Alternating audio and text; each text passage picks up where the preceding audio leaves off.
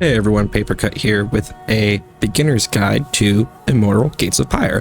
So I was lucky enough to get a behind the scenes look at the game before this playtest, and I wanted to put together a little how to get started, basic strategy overview, and a background on how each of the immortals within the specific races play, so you can join on and enjoy the weekend as much as you can in the game, because it's a really fun game and I think you're really going to enjoy playing it. First, I want to talk about the style of the game. Overall, if you were to lay out competitive multiplayer RTS on a spectrum with macro-oriented versus micro-oriented, on the macro end, you'd have like AoE4, where the macro side of the economy, the production, is definitely the more important part of it.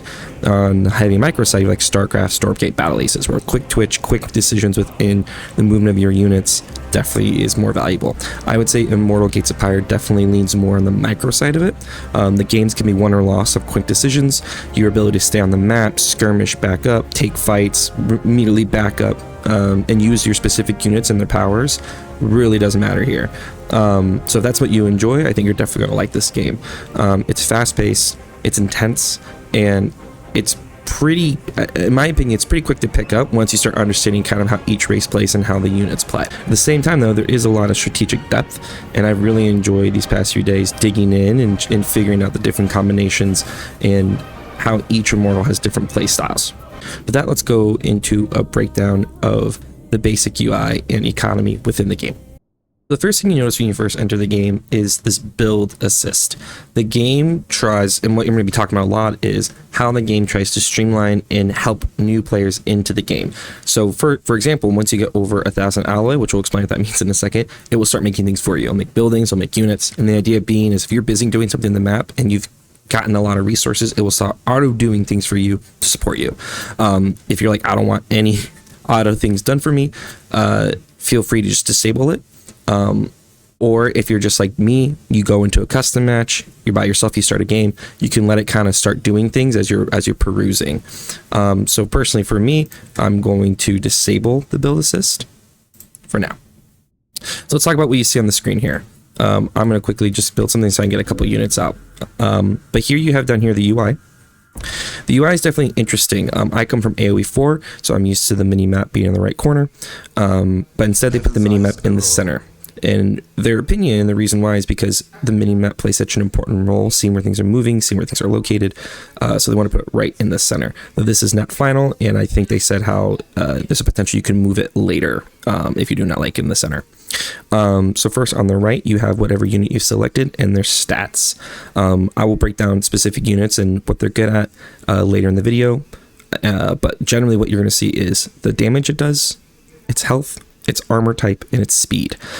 They also will give you special designations for each unit to give you a quick overview of like what the goal of that unit is as a way to introduce you to the game better. So I highly suggest when the first time you boot up the game, go into a custom match, pick an immortal, pick a race, and just mess around with the units and see what they do. The weapons, if you hover over the weapons, it will say what type of damage it does, which is different per armor type. And then armor, of course, is different and will be, heavy armor is better, but it's usually more expensive units. But there are some, of course, counters to that. It's going to keep making scouts over and over again, so we're going to keep hearing that. I'm going to turn that down for now. Okay. So in the center, you have your mini map here. The map is static, so there's no random generation. It is the same every time you load up the map. When you load up the map, you're going to see blue, which is the color of your friendly units, base, and towers. Gray is potential areas where you can expand your eco. There will always be a location to place your town center. There will be, and then resources next to that. So very much like StarCraft 2 in that sense. And then it will also show you locations to harvest pyre, which I'll talk about more in a second. Your enemy will also always be located in the same spot across the map. On the left, you have your 3 resources and your population bar. Your resources are as follows. First is alloy, which is just the most basic and used resource. Almost everything requires alloy in some sense. Alloy is gathered from resource clusters, which has a limited amount, and they're gathered by motes, which are basically your workers. Alloy is something that as I said, almost everything uses, almost every unit uses, and the basic units will only use alloy. So that's how you can tell a basic unit versus a more advanced unit, if it's just alloy or if it's alloy and another resource. Your next one is ether. I'm going to go ahead and build an ether harvester right now. Ether is located in these ether clusters. You build a harvester on it, and then it auto collects. So it doesn't need a worker. It'll just do it automatically. Ether has to be harvested near a base or stronghold, though. So I can't build an ether harvester here. I have to first build a stronghold and then do an ether harvester. You need ether to do the second level building, second level units and upgrades and things like that. So you can kind of start the game and do purely alloy, but then you'll need to add ether. Lastly is Pyre. Pyre is your currency for your immortal's abilities. So you'll see each immortal is going to have a set of abilities, which also definitely sets the style of play that immortal is good at. Pyre will be automatically passively created, so you'll just get it slowly over time. But there is Pyre located on these camps in the center of the map. So I'm going to make a few units just to demonstrate this in a second. There are two types of Pyre camps. One is these Pyre vents. You will destroy creeps that sit on it, and then it will automatically produce Pyre passively. Your opponent can also destroy that and stop your passive Pyre, and then it will reset. The other type is just a straight up Pyre dose. So if you destroy one of these camps here, you'll just get a large chunk of Pyre automatically. There's also these neutral tower locations where you can destroy the tower, get a small amount of Pyre, and then put your own tower. There's not a tower they're located, but a cluster rock that you have to destroy. Of course, your immortal's powers will be separated by cost. So your weaker powers will cost less Pyre, your more powerful ones will cost more, all the way up to your ultimate. Down here is your population. Population is increased by building production buildings. So unlike other games where you have to build specific housing to increase your population, just building production buildings is how you will increase your population. So every time I built a Legion Hall here, I got more population. Next, and this is definitely going to be what I think makes Immortal very unique when it comes to the playstyle, and something that a lot of people will probably struggle to at first get used to, but then realize, wow, this is really, really nice, is how they've set up their hotkey on the left here. So I'm going to go through the 4 different phases of this box, but basically what they've done, they set it up so that you can do everything with your left hand pretty seamlessly. So first, we're going to start with Z. Z is your army training. So you'll notice when I click Z, it automatically will gather all of my production buildings in one go. And then I can send them all to the same spot. Every unit will be laid out on the grid here, and I'm going to go ahead and start adding more production here and different things so you can start to see that pop up. But basically, the way the game is set up is that the units in the order you will generally unlock them appear here. You can then see their costs and a description of them, and each unit will say what you need to be able to build it. If you click it and try to make it, it will tell you the thing you need to make. But if I go ahead and queue up some Centauri, you'll notice it will automatically queue up all my production buildings. So as long as you build a production building, it will build it for you. That's one of the examples of the streamlining. Immortal Gates of Pyre, which I'm just going to call IGP to shorten that, has a lot of small things to try to make the game easier to pick up for newer players. So for example, your stronghold will automatically make moats or workers. If a worker is killed, it will automatically spend the alloy to build more. If you build a unit, it will automatically come out of every available production building. So some people, that just lowers the barrier to entry, but doesn't really eliminate skill expression. Though I understand if you disagree with that, I've liked it so far when I've played it.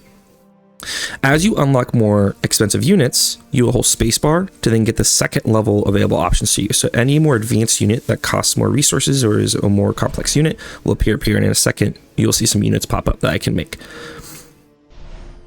So in this way, you can keep on building and creating your army with just a Z click of the top row from Q, W, E through F, spacebar, and then your more complex units. It's very intuitive and very, very quick. At the same time, whenever you're in any of your options, you can always click caps. Caps will tell you your current immortal and your current upgrades, and we'll give you this list of upgrades here. You can also at any point click D, and we'll summon all of your military on the map. So if you need to gather your military and send it to one spot, click D and it gathers all of them.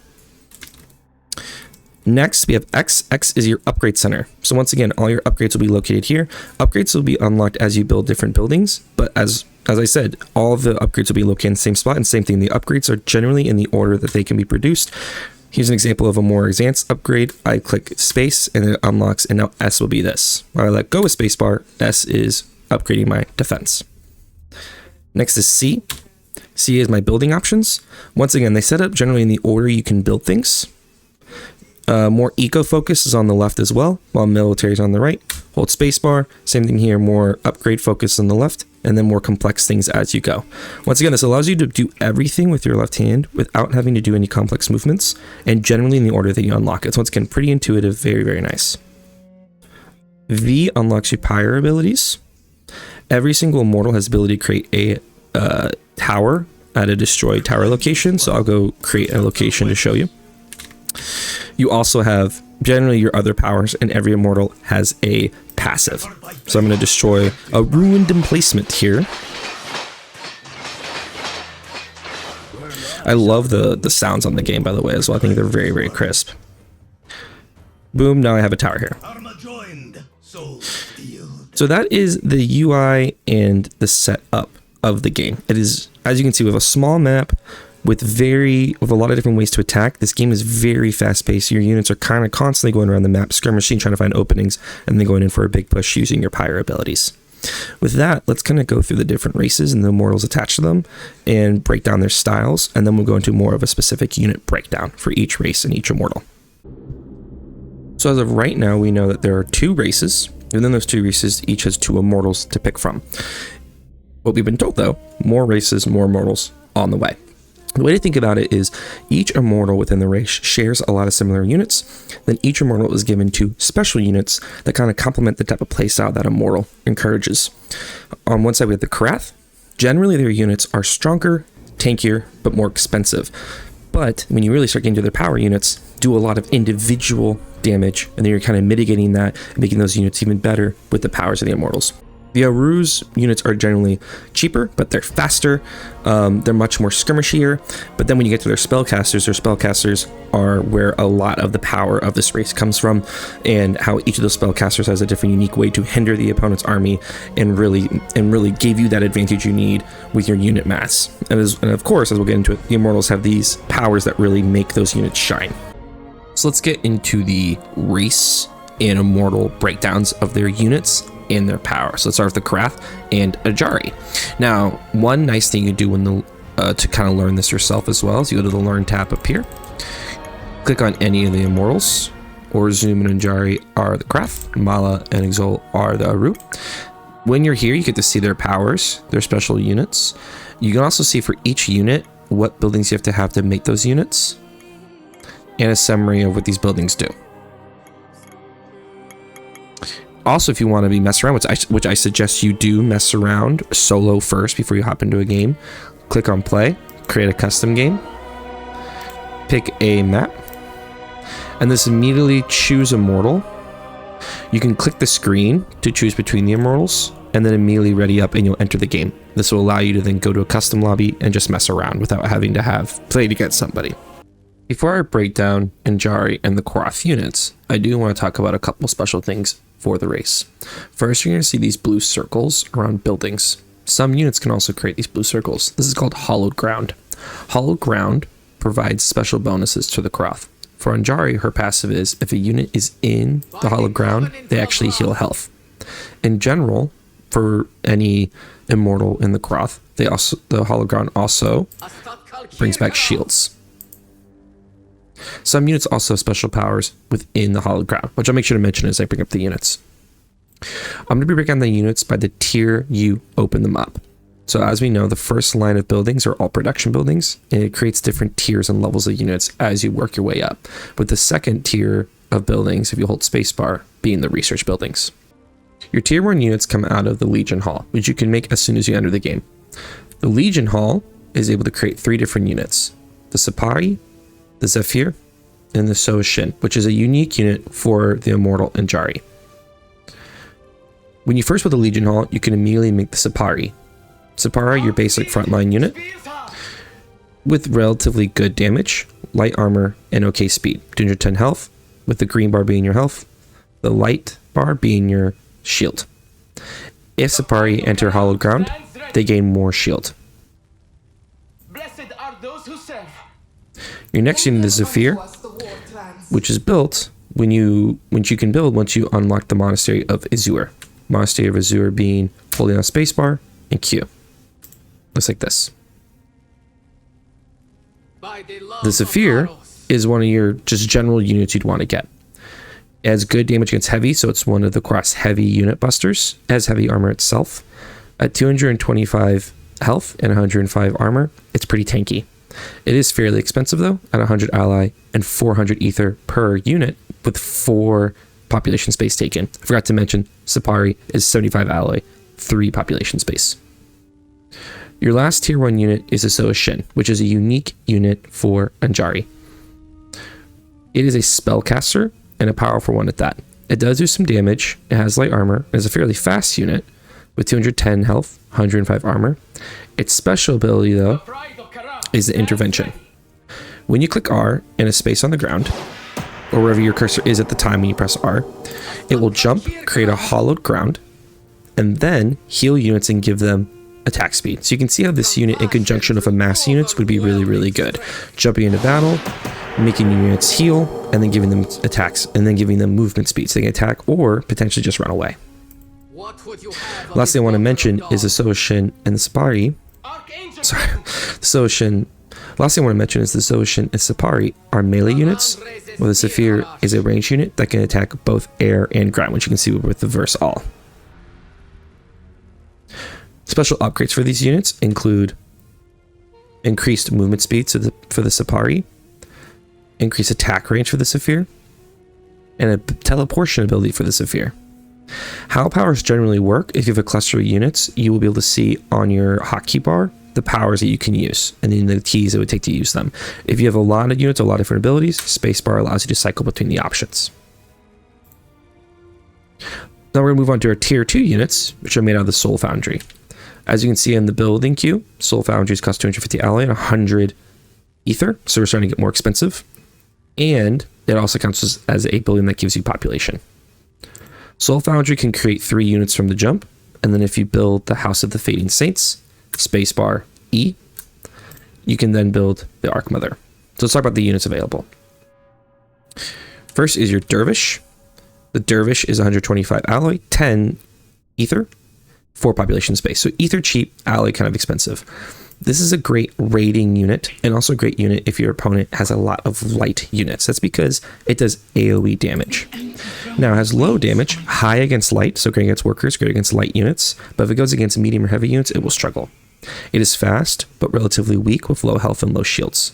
Once again, I would suggest you use this as either a frontliner if you're facing an army mostly made up of tier 1 units, or if you sneak them into your opponent's base, they can rip through an opponent's workers really, really quickly. Second, you have your Absolver. The Absolver is also an AoE unit if deployed. So it has 2 versions of it. First, it will just attack with a normal attack. If you press F, it roots them to the ground, but now they attack AoE. You can click tab to root them, and now they can move. They do fairly high damage and also extra damage against buildings. They're heavy and relatively good speed with good damage, with good health and armor.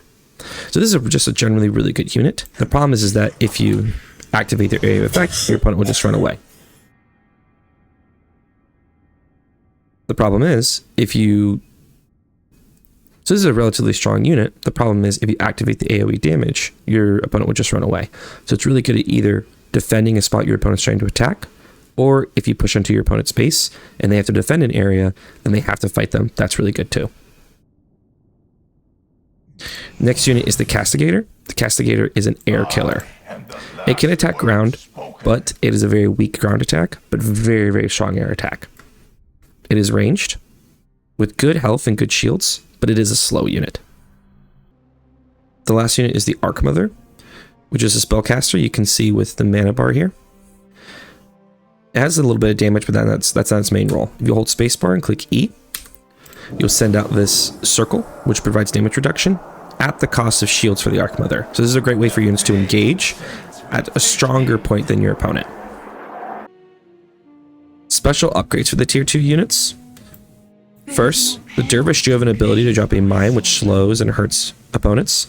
You can upgrade that to make that a permanent mine. You can also upgrade the movement speed of the Dervish, making them an even better rating unit. You can get an upgrade to increase Absolver health and damage reduction, so it makes them tankier, able to stand up for longer. You can increase the range of the Castigator's range attack range versus air. I'm sorry about that. Arc Mother has no special upgrades. Lastly, we have our tier 3 units. You make these out of the Angelarium with the Eye of Aros and the Bearer of the Crown as your support buildings. Bearer of the Crown, Eye of Aros, Angelarium. Now these are expensive buildings. Makes sense. You're creating your best units out of them. First, you have your Sentinel. The Sentinel is a purely air attack unit. Very, very good against air units. Very fast, but they can't attack ground. Second is the Warden. Very strong ground attack, but can only attack ground. It flies, has heavy armor, good health and shields. Really good as both a fighting unit, but also really good at, once again, raiding your opponent and using them to attack workers and getting away, especially if your opponent has no air defense. Next we have the Sharu, which is a spellcaster, has 2 different spells. First is a spell that deals just singular damage, but a lot of it. Now it does have to warm up so the opponent can run away. Then you can also research a AoE spell, which is very, very strong. Lastly, you have the power unit, one of the best units in the game, the Throne. The Throne can attack both air and ground. It is a heavy unit and has a lot of health and shields. It also has a special power called Tithe Blades, which allows you to steal shields from nearby ground units and increases your attack speed. Very, very strong unit. If you can get these in mass, you'll be in a good spot. Problem is, all those units I just mentioned are fairly expensive. Sharu is at 110 alloy, 250 ether. Sentinel at 150 alloy, 75 ether. Warden at 175 alloy, 100 ether. Throne at 350 alloy, 200 ether, and 10 population space. But that's kind of the point of the Qrath as a race. Less units, but stronger, and utilizing their abilities to make up for that maybe lack of army size. Lastly, any buildings or anything I might have potentially missed. You do have defensive towers, fire singers. These are really important to put near your worker line, so if you're raided, they can defend them. It is really easy to lose workers really quickly in this game. You can get an upgrade for that. Psalms of Fire, which gives them area effect damage. Lastly, a few things you might notice that I think I forgot to mention. First, the workers are going to collect automatically, and if you build a building, it will take the closest worker and build it for you. If you grab the worker and move them away, it will refund that building cost. Or if you start building a building and you don't like it, you need to click it and then click the cancel button here. Though it will refund you only partial amounts. This once again makes it so you don't have to think about grabbing the worker and making it yourself. It will do it for you automatically. Second, if you lose workers, the game will automatically take the alloy needed to remake them and do so. You also get scouts for free until you hit a cap. I think it's like 5 scouts potentially. Lastly, let's talk about Anjari's special Pyre abilities and what that kind of leads to her playstyle considering her units. First, of course, she has, like every immortal, the ability to summon a tower on openings. She has Heaven's Aegis, which gives specific units movement speeds and shields. So if I have her Pyre abilities up and I'm hovering over a unit, I click W, I'm now spending Pyre to give them that ability. You have 3 that you can immediately cast. It gives them a lot of shields. Look how many shields that is. 650 and allowing movement speed. This is great for smaller early game engagements when you have fewer units, you and your opponents have a small amount of units, and buffing just 2 or 3 of them can really give you that edge. So this is great for winning those early fights, doing eco damage, or just winning maybe a defensive fight that you have less units for. Our second ability, Deliver from Evil, teleports units back to the nearest stronghold, and while that teleporter is coming down, gives them shields. So let's say you're raiding with a group of dervish, you would raid near the eco line, and then cast this to send them back to the nearest stronghold. You can also use this to take an aggressive fight, and then move back with your most powerful units you want to save, or your slowest units. Lastly, we have Salvation. When you target an area, Anjari is going to appear and it gives you this circle, and while that happens, any unit that dies is actually protected from death and brought back later. See here, I now have Anjari around this circle. As they fight, they will not die. So your opponent, of course, will want to run away from this. So this is great to cast if you're doing a really big push, because your opponent will have to fight you, but your units will not die. They will be saved.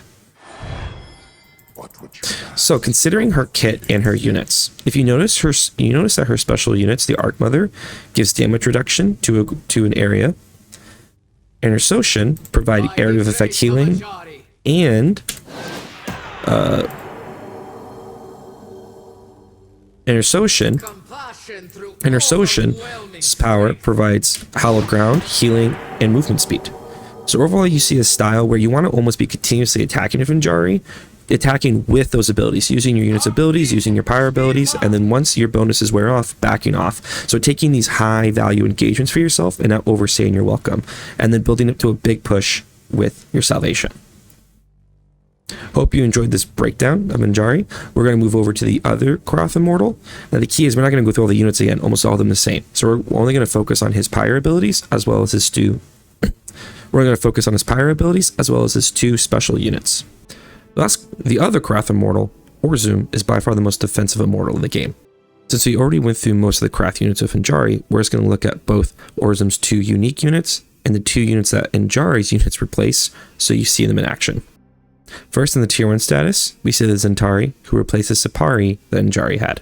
The difference is that Zentari are a lot beefier. They have a higher damage, more health, and more armor. They also, on hallowed ground, are able to attack by range. So outside of hallowed ground, they're melee, but on hallowed ground, they're ranged, though it's still just purely attack. Instead of having the Socian, though, they have the Magi. So the Magi do not have the special powers that the Socian did, but what they can do is create hallowed ground. Once that spell is activated, hallowed ground is now created. Remember, Qrath units get shields back on hallowed ground. It's a way to get shields back. But also this allows you to have a group of Zentari who are able to stand on this hallowed ground under a Magi and attack with range, instead of having to get close to your opponent. So it's a way to attack, and if your opponent tries to run away, you pop this and now you're attacking via ranged. Or allows you to have more of them attacking instead of having to attack in melee range. Besides that, as a tier 2 unit, instead of the Arc Mother, Orzum has the Hollower. The Hollower is a great artillery unit. Has great range, really high damage, but it does shoot very slowly. So having a group of these is great for one, sniping an opponent's more powerful units, or destroying buildings of your opponent. In tier 3, a unique unit for Orzum is the Scepter, which replaces the Warden that Anjari had. Why it's better is that it has a little bit more health and shields, but also its attack is a lot better. Instead of just having a singular attack, it has an empowered attack every 4 attacks, I think. Now I want to make sure.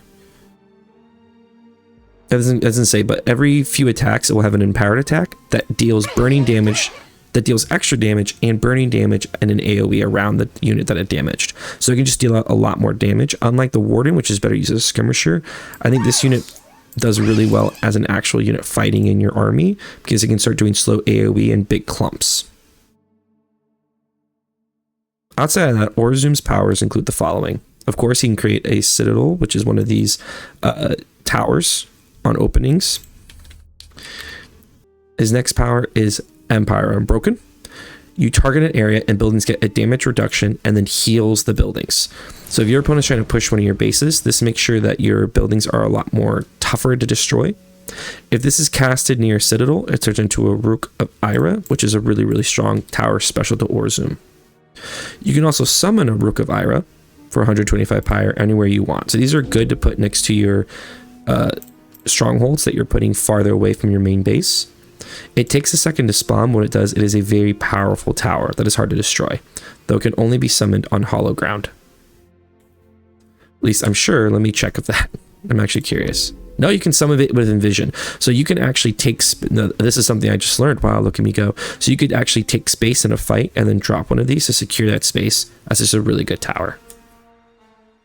Lastly, and now I'm out of Pyre, so I can't show it to you, but the last part is the Pillar of Heaven. This deals in a massive area of effect damage. It takes a second to cast, and the opponent can see it, so they'll try to move away, but once it hits, it does a lot of damage, and it creates a hollowed ground that gives it friendly unit attack speed. So this is a great both defensive or offensive attack. If you're being pushed into, you can use it to summon behind the opponent's attack, so that you have to push into your units and potentially take more damage, or they get area effect damage hit, and then you can push out of them using the attack speed.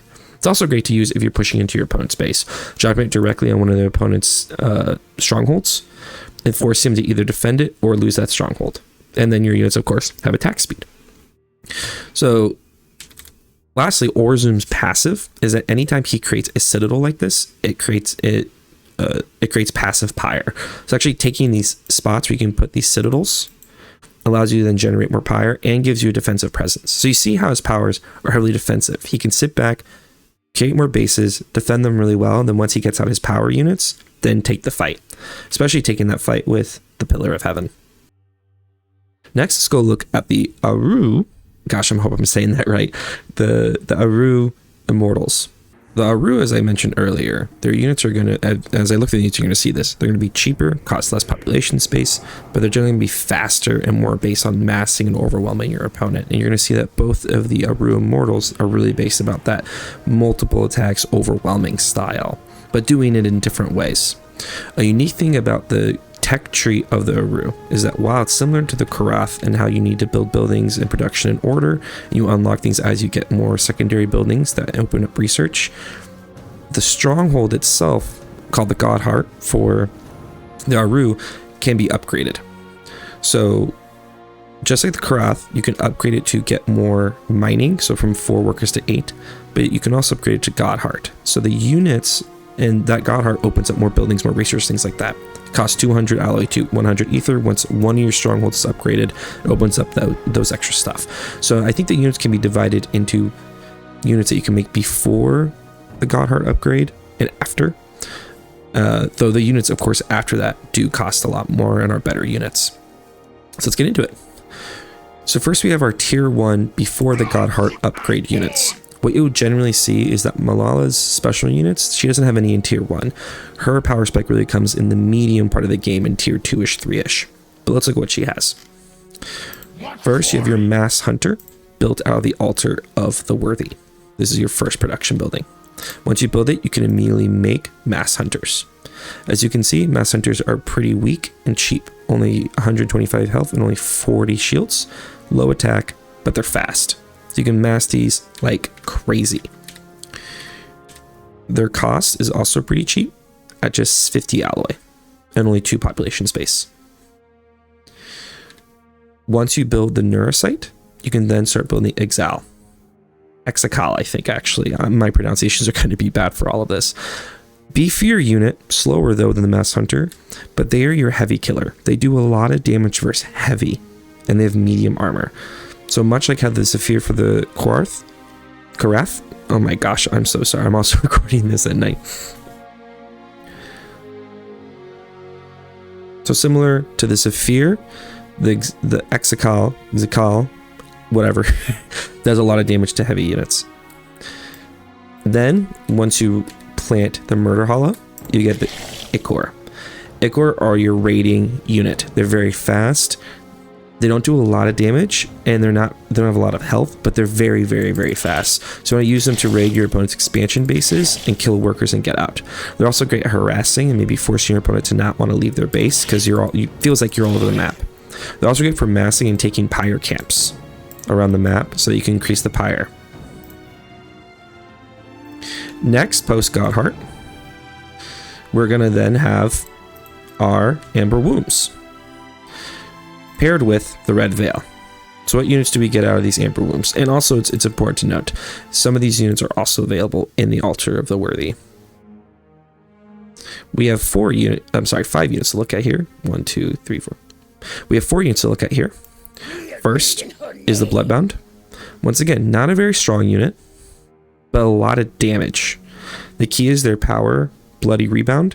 You activate this before you enter the fight, and when they die, they get sent back to where that power was activated. Next, you have the first unique unit of Malala, the Incubator. The Incubator's whole tactic is attacking for long periods of time. As it attacks, it's going to keep using this mana bar. What happens is units attacked by the Incubator, when they die, will create little units called Qrath. Let me pull this up and show you here. A lot of the Aru units create Qrath at death. So Qrath, once alive, will then attack the units nearby. Any friendly unit that dies near these incubators as well will also spawn Qrath. So if you have a whole bunch of Mass Hunters fighting with a few incubators, as the Mass Hunters die, they will then spawn these Qrath to continue fighting. So it's a way to have your cheap units have even more worth by having these incubators nearby. As you get blood, and I'll explain the whole sacral blood when I go in more about the Immortal, as they get sacral blood, they will also shoot these Qrath as they're fighting. Next, we have the Brood Anchor. The Brood Anchor is another deployable unit. When you deploy on a rootway, it generates a rootway, and then it creates these Crystic Crawlers that are temporary units that will attack units nearby, and they self-destruct and deal area damage. So once again, this is a great unit, one that's for defense. You can plant it right next to a stronghold, and it defends that stronghold. Or it's great as diving into an opponent's base, dropping it, and then having these Crystic Crawlers crawling around and killing everything. Lastly, we have the Dread Sister. The Dread Sister is the other unique unit of Malala. It is a spellcaster with a lot of options here. First, it does have a deploy, which gives it more damage and more range, but it can also attack while moving. It has a spell Root Vice, but when you target an area, it will slow the enemies. But it also has a power that deals area effect damage, and if those enemies die, it will then create Qrath that will then attack those around them. So if you're fighting an opponent that has a lot of units, especially cheap units, casting multiples of these Birthing Storms will then cause the units to die, birth Qrath, who will then fight the units around them. So it's a great mass killer if your opponent is relying on a very low income army. Overall, those units I want to talk about real fast. We talked about their costs. As I said, Mass Hunter is really cheap, 50 alloy. Exile is 80 alloy, 30 ether. Ichors are just 80 alloy, so really easy to mass. Incubators are starting to get more expensive, 75 alloy and 100 ether. That's pretty expensive considering ether is slower to gather. Brood Anchors, 125 alloy and 100 ether with 5 population space. The Bloodbound, 80 alloy, 80 ether and 4 population space. And the Dread Sister at 60 alloy, 150 ether. Oh my gosh, I forgot to make the last unit. So the last unit I forgot to make is the Wraithbow. Really good against air. So they can do ground attack, but they're better against air units, will do extra damage against anti-air units. Lastly, we have the Bone Canopies, which produce air units. Bone Canopies are the last thing you can create and are supported by the Deep Nest. There are 3 units you can make out of the Bone Canopy. First is your kind of Titan unit, your Behemoth. A lot of ground damage. Now they can't attack air, but they have amazing ground damage because they spit out those Qrath that we were talking about earlier. They just keep spitting them out, and they will just do a bunch of damage over time, just huge masses of them. Great health, and very expensive unit at 190 alloy, 150 ether, with 8 population space. Next you have the Aurochs. The Aurochs is an anti-air killer. Now it self-destructs though, so it will run into an air unit and die instantly. If there's no area to attack, you can use a spell Dive Bomb. That will dive them into enemy units and do area effect damage. They're relatively cheap at 35 alloy, 35 ether. Lastly, we have the Thrums. They can attack both air and ground. They're very weak. They don't do very much damage. The key is they're super fast and they fly. So you want to get groups of these and harass opponents' ecos, harass their strongholds. So you get enough of them, you can kill buildings and run away before your opponent realizes. So let's check out Malala as an immortal. So she can create towers in those areas we talked about. Her whole attack style is around the sacral blood. Sacral blood is blood that she gathers, that she is then able to spend making her units stronger. As the description says, she gets sacral blood with units that die near blood wells, grove guardians, incubators, dread sisters, siege maws, or Malala Spectre. And then she can use that sacral blood in powers. So the Pyre is part of it. She needs the Pyre to enact her powers, but then the sacral blood empowers her units themselves. So let's look at the examples in action. First, you have Red Harvest. What this will do is that this will summon Malala's spirit. While that happens, any of your units that die will then give sacral blood for their death. When they die, they will also turn to Qrath, which will then keep attacking the enemy. This is one way for your units to get sacral blood.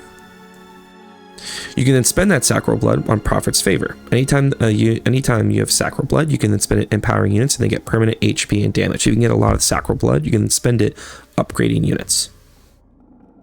Next, you have Rain of Blood. That's her ultimate ability. All friendly units heal and regenerate energy. And as they kill enemies, they gain sacral blood for doing so. And this happens everywhere. There's no area of effect. It happens across the entire map. So it's really good for pushing, building up your sacral blood, upgrading units, and then having really strong pushes. Lastly, you have the Bloodwell. You can summon Lastly, of the Blood Well, you can summon a Blood Well that creates a Root Way, heals units, and regenerates energy. So units that have energy powers, units that are low on health, a Root Way heals them. What is the Root Way? Well, similar to the Hollow Ground for the Qrath, Root Way is built, it appears around buildings. You see the coloring. Remember that I talked about earlier, the Brood Anchor, it creates a Root Way when it's deployed. You can create a Root Way with Malala's powers. So what does that Root Way do? Well, first, units can sit on it, as I said, heal, get energy. But also you have this ability, which you can get creative with, where you can teleport buildings on the Root Way. So I can take these buildings, teleport them on the Root Way. And this allows you to get a little creative, right? Let's say you summon a Root Way near your opponent's base and didn't realize it. You move all your production there, all of a sudden you're just streaming into their base. So that's fun, a lot of possibilities there. Overall, Malala is a hero that requires you to survive the early game, taking fights, getting sacral blood, getting Pyre across the map, but not putting yourself in danger to being overwhelmed until you can get to that mid game and start getting your power units, the incubators, the Dread Sisters. These allow you to then take fights where you losing units at a good rate actually helps you make the rest of your units stronger. Once you start upgrading and empowering units, then you can take the big fights with Rain of Blood. Let's go look at the other Immortal Zol. Same thing we did the Qrath, where I'm not going to go through every unit again, just the unique units for Zol, and then what units that she's getting that you're losing from Malala special units. So let's check out Zol, the Master of the Hunt. Our first unique unit, the Bone Stalker, replaces the Masked Hunter. It is faster, a little bit stronger, higher damage, but most importantly, it has this invisibility, where if it holds still, it turns invisible, and then can attack a unit with surprise. These are amazing to spam, and they're really good early. I mean, when I first played the beta test, I would win games just with them. They're cheap, quick to make, great. They also get an upgrade, Ambush, which means that when they appear out of invisibility attack, they get double damage for a few seconds, which allows you to take these fights that are really, really good for it. They can also attack air and ground. Her other unique unit is the Whitewood Reaper. The Whitewood Reaper replaces the Bloodbound. Similar to the Bone Stalker, it turns invisible before it attacks. They're generally tankier and have higher attack damage. I mean, their attack damage is very, very high, so they're a great frontline unit, and one of the few true frontline units that the Aru have. On the flip side, taking away Malala's unique units and returning them to their natural units, we have the Red Seer, who has Draining Embrace. Enemies get rooted and they lose energy, which slows them. You can also research an Area of Effect spell, and I highly suggest you research this spell because it makes Red Seers really, really important, especially in fights when you have huge masses. They're one of the few units they have that do Area of Effect damage like that. You also have the Underspines. Underspines when they attack slow enemy units. You can also get an upgrade for them that also reduces the attack range of enemy units in an area as they attack. Last thing, once you get a Deep Nest, which is the last research building you can get, you can actually get an upgrade for your Red Seers that turn them into Godphages. Now, what are Godphages? I'm going to research this real fast. What this does is that you can turn Red Seers into Godphages once you unlock this Deep Nest. Godphages are like your artillery unit. Once they turn into Godphages, I just researched more damage for them is actually what I did, my bad. Once they're upgraded, they do air effect damage, and they're really good against buildings. So getting groups of Godphages late in the game is a really strong tactic. Now let's talk about Zol as a Immortal. Her playstyle is all about attacking all over the place all the time. Look at these bad boys. Yuck. So Zol. First, you can summon her for 50 Pyre, and she fights with your units. As she fights, she's going to level up, and as she levels up, she's going to get stronger and stronger and stronger. Now be careful with her. Your opponents can kill her, so you want to summon her at the back of the fight, not in the front, but she does a lot of damage, and she ages up.